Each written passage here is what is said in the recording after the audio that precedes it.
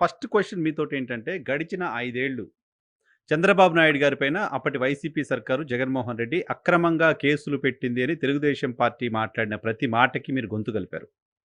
అక్రమ కేసులు పెట్టారు చంద్రబాబు నాయుడు గారి పైన అరెస్ట్ చేయడం సరైంది కాదు అంటూ మాట్లాడారు. ఇప్పుడొచ్చి ఆ కేసులు క్లోజ్ అవుతే ఎందుకు క్లోజ్ చేస్తారు అని మళ్ళీ మీరే ఫైట్ చేస్తున్నారు. నో నరసింహారావు గారు, ఇక్కడ మీరు పాయింట్ అర్థం చేసుకోవాల్సింది ఏంటంటే అక్రమ కేసు కాదు, అరెస్ట్ చేయడం తప్పు అనేది నా వాదన. కేసు అక్రమం అని అనుకోలేదు. ఎందుకు అరెస్ట్ చేయడం తప్పు? అక్రమం సక్రమం నేనెవరినండి డిసైడ్ చేయడానికి? అది డిసైడ్ చేయాల్సింది కోర్టు. నేను అంటే అరెస్ట్ అనే దానికి ఒక ప్రక్రియ ఉంటుంది. ఎప్పుడు అరెస్ట్ చేయాలి? ఒక 75 సంవత్సరాల వ్యక్తిని అరెస్ట్ చేసి అంత అన్యాయంగా లోపల వేయటం తప్పు అనేది నా వాదన. ఓకే. ఫర్ ఎగ్జాంపుల్ ఒక 25,000 కోట్లు, 20,000 కోట్లు, 30,000 కోట్లు ఆధారాలు ఇతను తప్పు చేశాడు, ఒక ముఖ్యమంత్రిగా తప్పు చేశాడు అన్నప్పుడు అతని మీద మీరు ఛార్జ్ షీట్ వేసి కోర్టులో విచారణ జరిగిన తర్వాత లవలు ప్రసాద్ యాదవ్ లాగా శిక్ష వేయండి, లోపల పెట్టండి. అంతేగాని మధ్యవర్తులు వెళ్లిపోయి అరెస్ట్ చేసిన విధానాన్ని నేను ఖండించాను. Okay.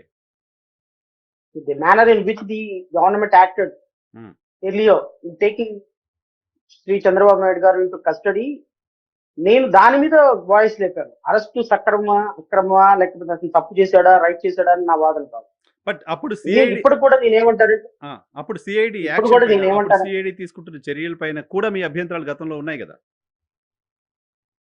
That is what I'm saying. CID కావచ్చు, ప్రభుత్వం కావచ్చు, ఒక వ్యక్తిని అరెస్ట్ చేసే సందర్భం ఎప్పుడు వస్తుందండి నరసింహారావు గారు? ఎవరైనా సరే అరెస్ట్ కి ఎప్పుడు అరెస్ట్ అనేది క్వశ్చన్ వస్తుంది. ఫస్ట్ ఆఫ్ ఆల్ నువ్వు ఈ దేశం విడిచి వెళ్ళిపోయే పరిస్థితి వచ్చినప్పుడు అరెస్ట్ అనేది వస్తుంది, లేదా సాక్ష్యాలు తారుమారు చేసే పరిస్థితిలో అరెస్ట్ అనేది వస్తుంది, లేదా సాక్ష్యాలను ప్రభావితం చేసే పరిస్థితిలో అరెస్ట్ అనేది వస్తుంది.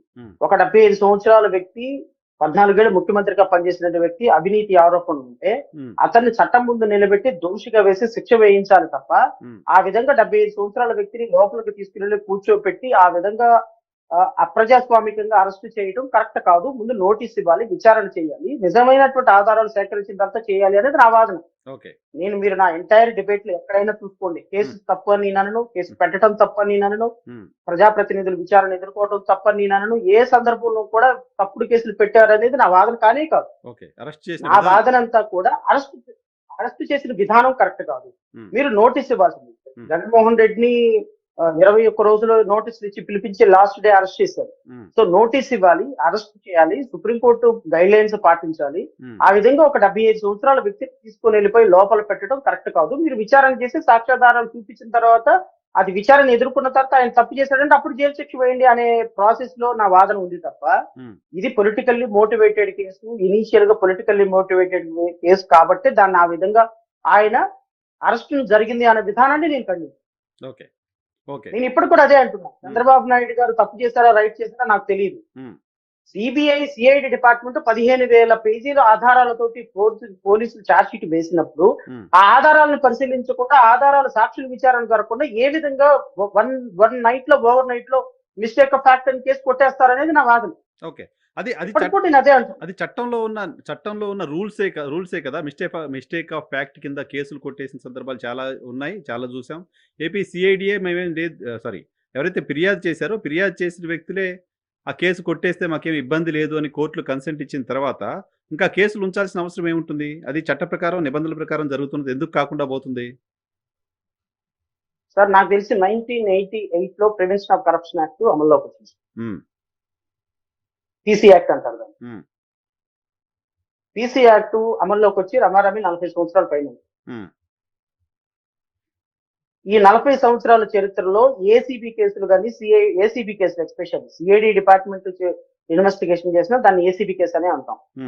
ఒక్క ఏసీబీ కేసులో అయినా సరే మిస్టేక్ ఆఫ్ ఫ్యాక్ట్ కింద ట్రయల్ కోర్టులో విచారణ జరగకుండా క్లోజ్ చేసిన కేసు దేశ చరిత్రలో ఇప్పటివరకు ఒకటి కూడా లేదు. ఎక్సెప్ట్ చంద్రబాబు నాయుడు గారి కేసు. ఎక్సెప్ట్ చంద్రబాబు. నేను ఛాలెంజ్ చేస్తాను, నేను ఓపెన్ ఛాలెంజ్ చేస్తున్నాను. నేను మీ ద్వారా పోలీస్ డిపార్ట్మెంట్ కూడా ఓపెన్ ఛాలెంజ్ చేస్తాను. ఒక్క కేసు మిస్టేక్ ఆఫ్ ఫ్యాక్ట్ కింద ACB case, CID ACB case అంటే prevention of corruption case mistake of fact కింద పెట్టాము అని ఒక్క కేసు ఛార్జ్ షీట్ లో ఒక్క కేసు చూపించగలిగితే నేను ఇంకోసారి మీడియా ముందుకు రాను. దేశ చరిత్రలో ఇది ఒక నిమిషం దేశ చరిత్రలో ఇది ఒక అపూర్వమైనటువంటి ఘట్టం. నెంబర్ 1. నెంబర్ 2, 15,000 పేజీలతోటి 2024లో ఛార్జ్ షీట్ దాఖలు చేసి నరసింహరావు దొంగ, శ్రవణ్ కుమార్ దొంగ, వాళ్ళు దొంగ, వీళ్ళు దొంగ, వీళ్ళని పనిష్ చేయండి అని ఛార్జ్ షీట్ వేసిన అదే ఇన్వెస్టిగేషన్ ఆఫీసరు ఉమ్, 2 సంవత్సరాలు తిరగక ముందే అసలు నేను వేసిన 15,000 పేజీల ఛార్జ్ షీట్ అంతా తప్పు, నన్ను క్షమించండి, ఆ ఎవిడెన్స్ అంతా పక్కన పడేయండి, చంద్రబాబు నాయుడు సచ్చీలుడు, నారా లోకేష్ సచ్చీలుడు, నారాయణ సచ్చీలుడు అని మరలా రిఫర్ ఛార్జ్ షీట్ వేయటం దేశ చరిత్రలో ఇది మళ్ళీ ఒక అరుదైన రిఫర్. ఓకే. ఉహు, ఉహు. సో ఎందుకు చేసి ఉంటుంది సిఐడి? తన ఇంటిగ్రిటీని, ఏం కాబట్టి తన ఇంటిగ్రిటీని, తన విశ్వసనీయతని తనకు తానే సిఐడి క్వశ్చన్ చేసుకున్నట్టు కదా. అదే కదా మా బాధ కూడా. ఉమ్, మా బాధ కూడా అదే కదా. సరే. నువ్వు 2024లో 15,000 పేజీలతోటి ఛార్జ్ షీట్ వేసి ఉమ్, ఆ ఛార్జ్ షీట్ లో అన్ని ఆధారాలని తప్పు ఆధారాలు, ఇప్పుడు నన్ను క్షమించండి, ఇప్పుడు నరసింహరావు గారు నేను మన ఇద్దరం గొడవ పడ్డామండి ఉమ్, అనుకుందాం మాట వరుస. ఉమ్, నేను నేను మీ మీద కేసు పెట్టా, ఏమని నరసింహరావు గారు నేను అంతంటే పిలిచి నన్ను లాగి పెట్టి చెంప మీద పెట్టి కొట్టాడండి అని ఉమ్, కేసు పెట్టా. ఉమ్. ఈ చెంప మీద పెట్టి కొట్టాడు అని చెప్పడానికి డాక్యుమెంట్లు ఏం అవసరం లేదు కదా సార్, అంతే కదా, అలిగేషన్ అంతే. జీవోలు అవసరం లేదు కదా సార్, ఉమ్, అవసరం ఫోరెన్సిక్ ఆడిట్ రిపోర్ట్లు అవసరం లేదు కదా సార్. లేదు. సో మీ కేసు నా కేసు ఏంటి, మీరు నన్ను చెంప మీద పెట్టి కొట్టారు అనేది ఒక case. Um, mistake of fact ఎలా ఉంటుందో చెప్తాను. ఉమ్, ఉమ్, ఉమ్, నేను వెళ్ళి కేసు పెట్టాను, నరసింహరావు గారు నేను వెళ్తుంటే నన్ను లాగి పెట్టి చెంప మీద పెట్టి కొట్టాడు, ఉచితంగా కొట్టాడు అని ఉమ్, పోలీసులు వచ్చి ఇన్వెస్టిగేషన్ చేశారు. ఉమ్, నేను ఏదైతే కొట్టాడు అని చెప్పే సందర్భానికి నేను అసలు అక్కడ లేనే లేదు. ఉమ్. నేను మా ఇంట్లో కూర్చొని టీవీ చూస్తున్నా క్రికెట్ మ్యాచ్. ఓకే. మీరు ఎక్కడ హైదరాబాద్ లో హైదరాబాద్ లో కూర్చొని మీరు ఇంటర్వ్యూలో ఉన్నారు. ఉమ్, పోలీసులు మిమ్మల్ని వచ్చి అడిగారు, సార్ నేను అసలు ఎక్కడికి వెళ్ళాను సార్, హైదరాబాద్ నుంచి నేను ఎక్కడికి వెళ్ళాను, నేను నా స్టూడియోలో ఉన్నాను, ఆయన వాళ్ళ ఇంట్లో ఉన్నాడు, ఉమ్, ఆయన నేను కొట్టింది లేదు, నేను ఆయన తిట్టింది లేదు సార్, ఇదంతా అబద్ధం అన్నాడు. ఉమ్, పోలీసులు విచారణ చేసి it is the mistake of fact, um. ఏదైతే శ్రవణ్ కుమార్ ఫ్యాక్ట్ అని చెప్పాడో అది మిస్టేక్ ఓకే. అని క్లోజ్ చేసిస్తారు. That is called mistake of fact.